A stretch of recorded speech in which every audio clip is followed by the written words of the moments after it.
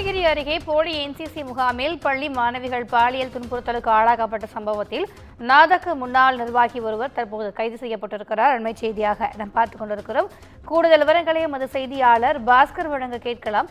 வணக்கம் பாஸ்கர், இந்த கைது செய்யப்பட்டிருக்கக்கூடிய நபர் யார்? அவருக்கும் இந்த சம்பவத்திற்கும் இடையே இருக்கக்கூடிய அந்த தொடர்பு என்னவாக இருக்கிறது? கூடுதல் விவரங்கள். வணக்கம் திவ்யா.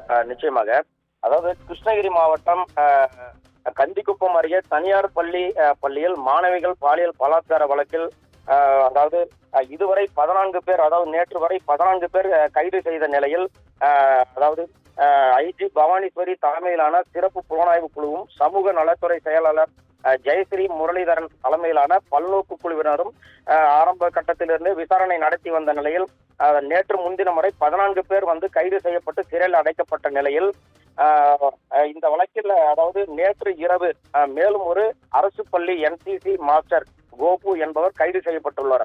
இவர் கிருஷ்ணகிரி மாவட்டம் காவேரிப்பட்டினம் அரசு ஆண்கள் பள்ளியில் என்சிசி மாஸ்டராகவும் ஆங்கில ஆசிரியராகவும் பணிபுரிந்து வருகிறார்.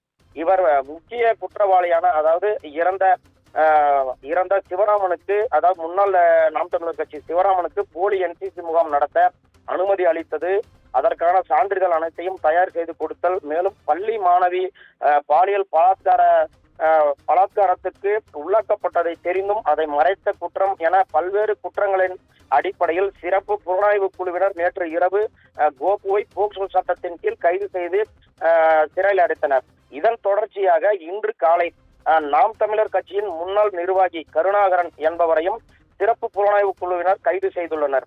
இவர் முக்கிய குற்றவாளியான மறைந்த சிவராமனுக்கு உடந்தையாக இருந்ததாகவும் சிவராமனின் அலுவலகத்தில் இருந்த ஹார்ட் டிஸ்கை எரித்ததாகவும் விசாரணையில் தெரிய வந்தது. இதனையடுத்து கருணாகரன் கைது செய்யப்பட்டுள்ளார். கைது செய்யப்பட்ட கருணாகரன் கடந்த 2 வருடங்களுக்கு முன்பு ஒரப்பம் பகுதியில் உள்ள ஒரு பேக்கரியில் தகராறில் ஈடுபட்டதால் கட்சியில் இருந்து நீக்கப்பட்டார். இவர் குறிப்பாக கடந்த 2021ஆம் ஆண்டு பர்கூர் சட்டமன்ற தொகுதியில் நாம் தமிழர் கட்சியின் வேட்பாளராக களமேற்கப்பட்டார் என்பது குறிப்பிடத்தக்கது. அதாவது இந்த வழக்கில் தற்போது வரை அதாவது பாலியல் வழக்கில் தற்போது வரை 16 பேர் போக்சோ சட்டத்தின் மேல் கைது செய்யப்பட்டுள்ளவர்கள் என்பது குறிப்பிடத்தக்கது. திவ்யா, கூடுதல் விவரங்களுக்கு நன்றி பாஸ்கர்.